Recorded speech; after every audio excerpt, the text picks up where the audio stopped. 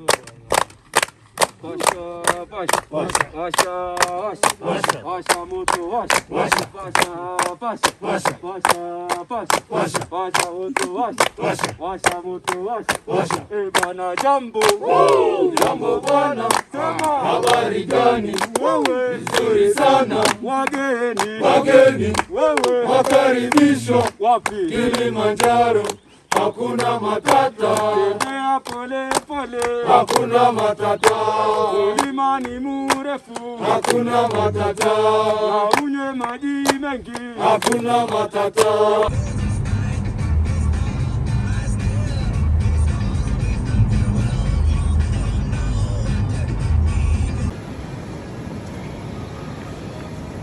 Well, as you can imagine, the start to climbing Kilimanjaro did not start in Tanzania, Africa, but rather back in our hometown of Fishers, Indiana, where my dad and I went to the gym 4 days a week to do hundreds of stairs, work out our backs, our shoulders, arms, anything that would help us in our trek up the mountain. And then on weekends, we would try to find anywhere in southern Indiana that had big enough hills to train for something that's even remotely close to Kilimanjaro.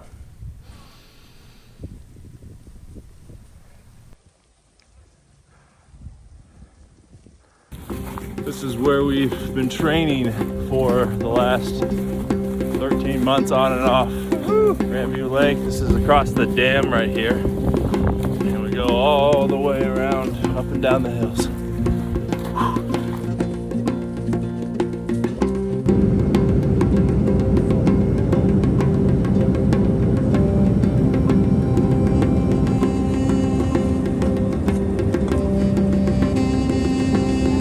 After 13 months of training on and off, my dad and I finally made it to Tanzania, Africa, after a string of flights that lasted over 26 hours.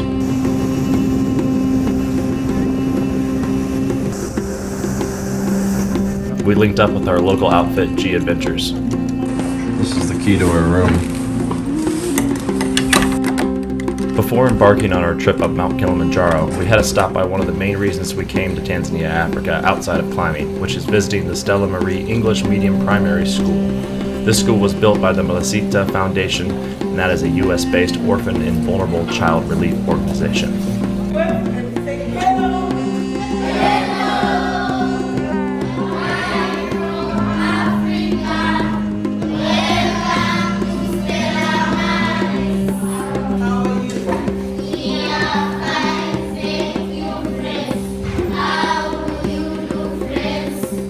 We recommend to anybody that's coming to Tanzania, Africa for climbing Kilimanjaro, doing a safari, or anything remotely close to that, is to stay at the Stella Maris Lodge, which is right next to this school. The income from the lodge goes exclusively to paying the teachers and buying food for the children.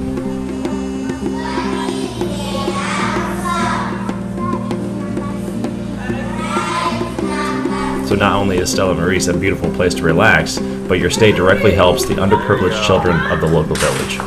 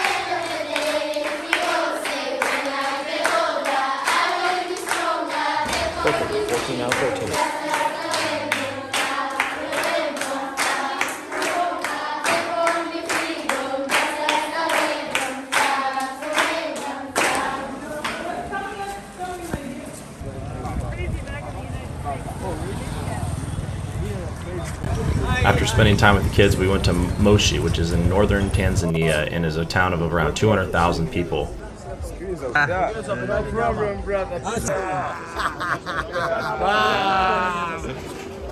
Here we learned about the local culture, what they eat, the art they produce, and everything about the people. It was truly an awesome experience.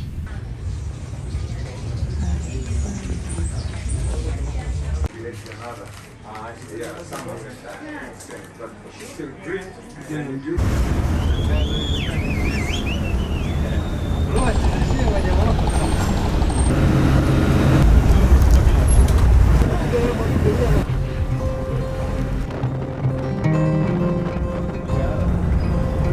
it was time to head to Kilimanjaro with our outfit G Adventures, and we had the porters, the crew, and our other team members with us.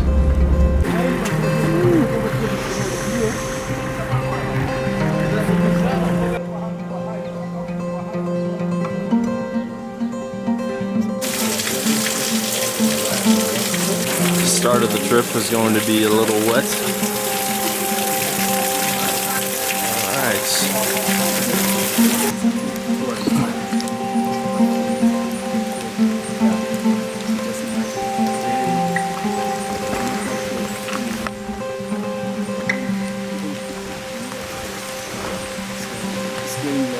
I'm glad that it's again slowly.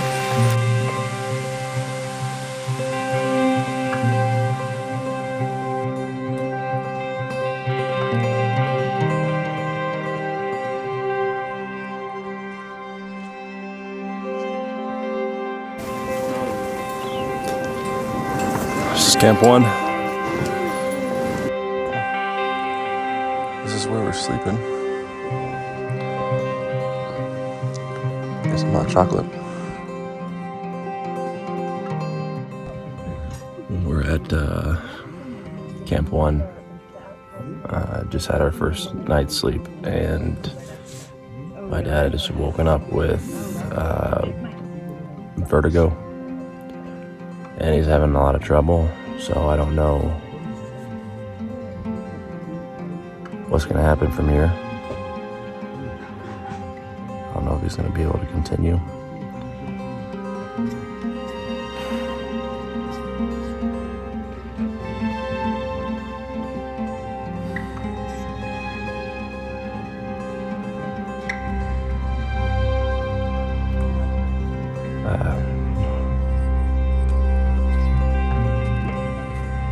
We decided to start our hike anyway, and we were going to try to support my dad as best as possible. The porters grabbed his backpack, I stayed behind him, and we all just watched carefully to see if he was able to pull this through.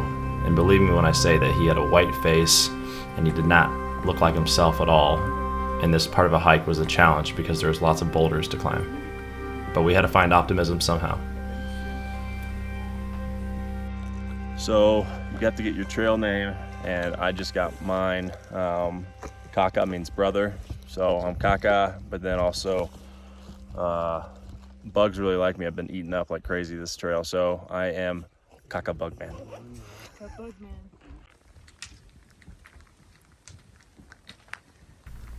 Throughout day 2 of the hike, it was really important to have a strong team, and our team members, Rachel and Jennifer, were a great emotional support for my dad and I, but also they had lots of resources for my dad, including forms of medication, tea, different things like that to help him along the way.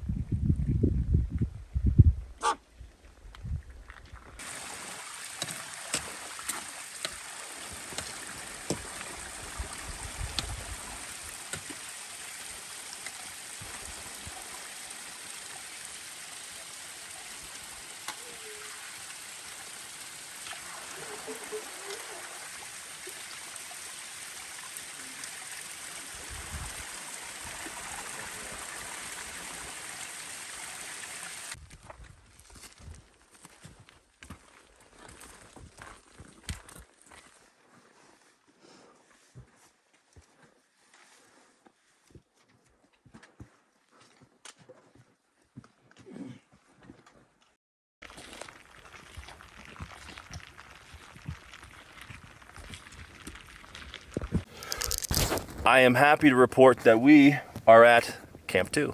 Shira Camp at 13,500 feet. So today was probably one of the hardest days because this morning he had a bad case of either vertigo or food poisoning or a combination of the two. Whatever it wasn't good.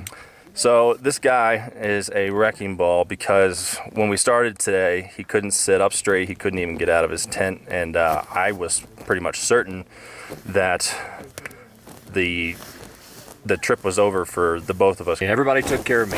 It was unbelievable. It was a gift from God to be able to make it. I'm not 100% now, but I'm feeling one heck of a lot better. And so I thank this guy right here because he packed up all my stuff this morning because I couldn't do it. And he jumped in and did everything and kind of took care of me out there. And so we made it another day, and we're excited about tomorrow, day 3, and what that has for us. We're gonna get up early. It's a long day tomorrow, but you know what? Tomorrow's tomorrow. We got today in, and I'm very thankful. It's the help of a lot of people in the good Lord.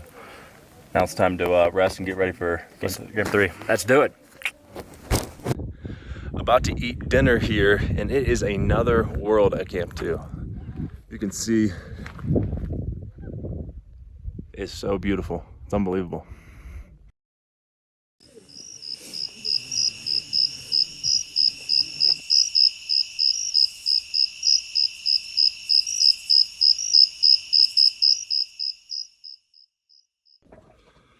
Day 3. Let's do this. Let's go get it.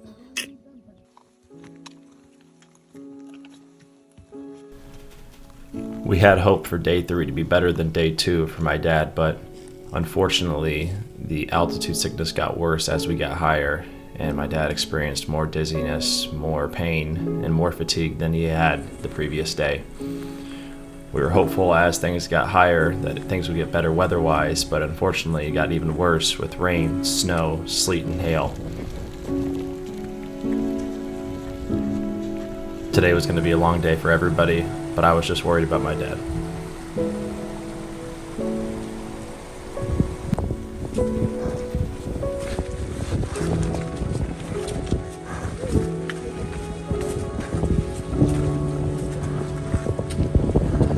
So we were just at Lava Tower at lunch. Now we are going down to Bronco Camp to have our camp set up for the night. And we start early again this week.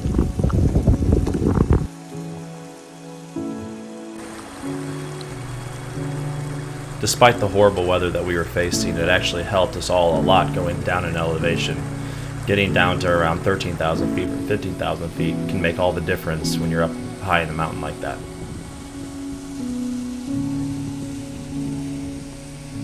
As we got closer to camp, my dad started feeling better.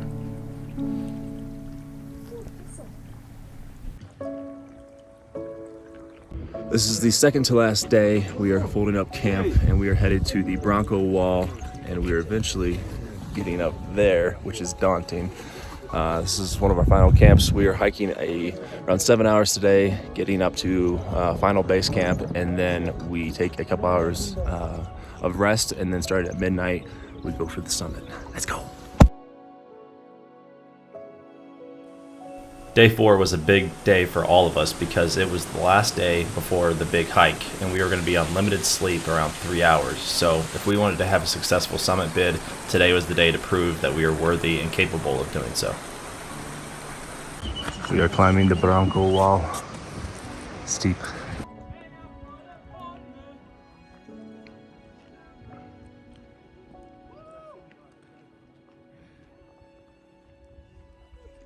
Damn, where are we? At the top of the Bronco Wall!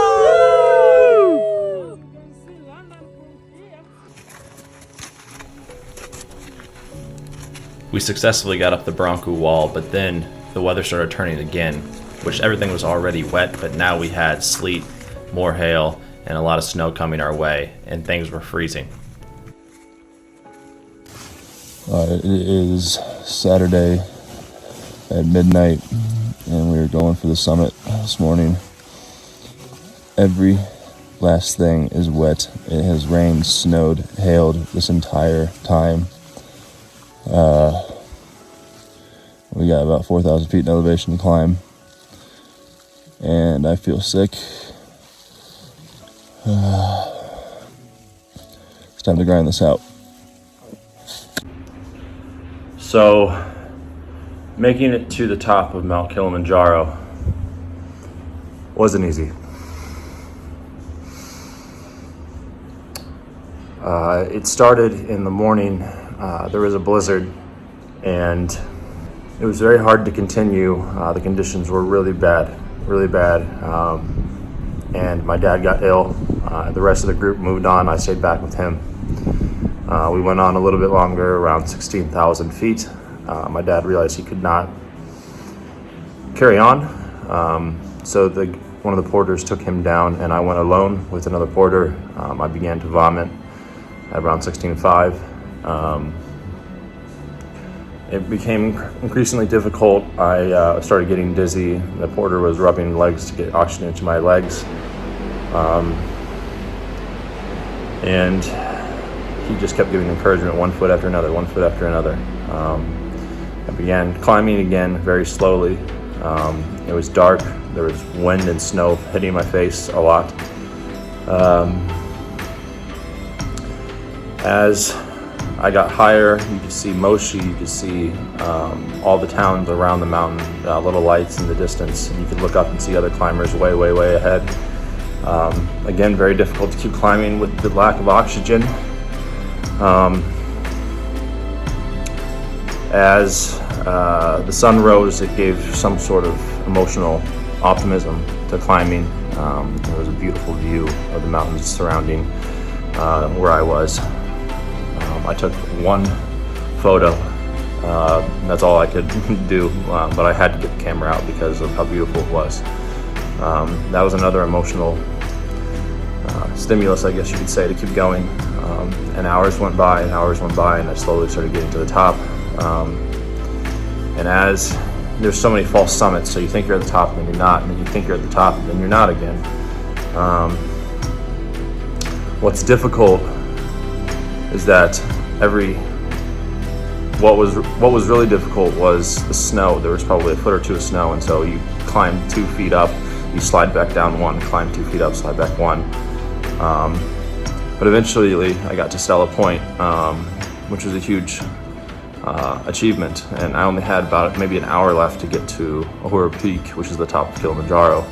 I started experiencing snow blindness, extreme fatigue, and it was really hard to continue walking. I started seeing blue everywhere, and there's points on the way to Uhuru Peak when the snow's like that there's a couple of drop-offs, and so I had to be careful not to fall off the mountain. And when I got up there, I was in the middle of a cloud into whiteness. I honestly felt like I was in heaven. It was deathly silent. It was white all around, and it was just me. There was nobody else on top of the mountain at that point. So I kept walking, and eventually a sign started to appear through the clouds, and I realized I was at the top of Kilimanjaro. And at that point, I started getting extremely emotional, walking towards the sign.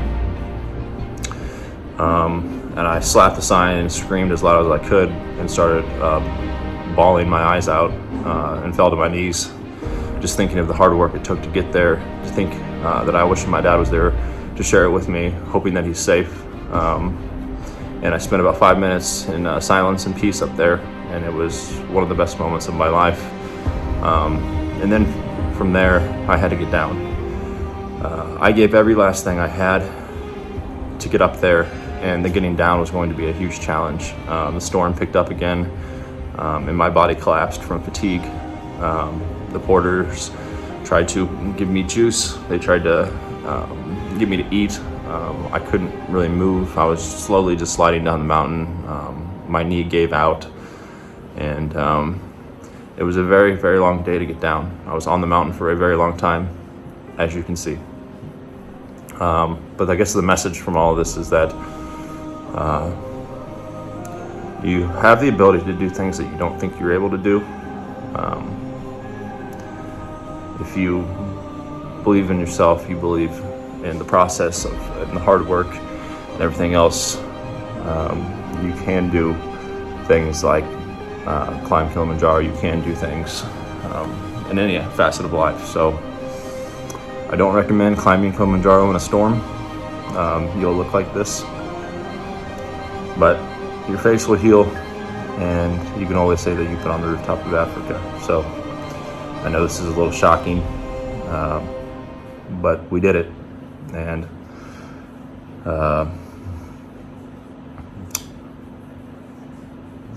what an experience it was. It changed my life forever.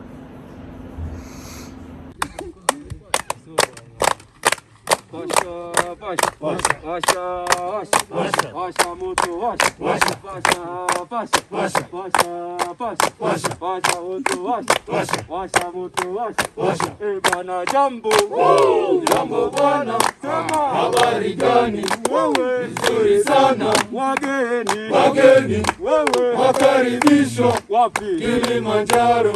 Hakuna matata, tembea pole pole, hakuna matata, mlima ni mrefu, hakuna matata, na unywe maji mengi, hakuna matata. Bwana jambo, jambo bwana, sema habari gani? Wewe nzuri sana, wageni wakaribisha wapi? Kilimanjaro. Hakuna matata, tulianza getini, hakuna matata, wajame tukalala, hakuna matata, hasira kama kawa, hakuna matata, kawa tukapita, hakuna matata, Aramco tukalala, hakuna matata. Bwana jambo, jambo bwana, habari gani?